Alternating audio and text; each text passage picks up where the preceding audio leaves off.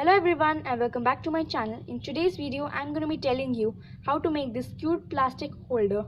So for it you're going to be needing is a plastic bottle. I'm using this size. You can also use a bigger size, a scissor and some acrylic paints. So first you have to cut this bottle in half and you have to use the lower part of the plastic bottle and make it in the shape like this, and then just paint it using the acrylic colors. If you don't want to make plastic ears, you can also stick some paper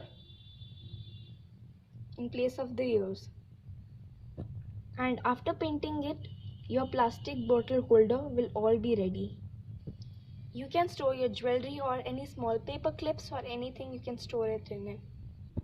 Thank you for watching my video. If you like it, then give it a big thumbs up and subscribe to my channel for more such videos.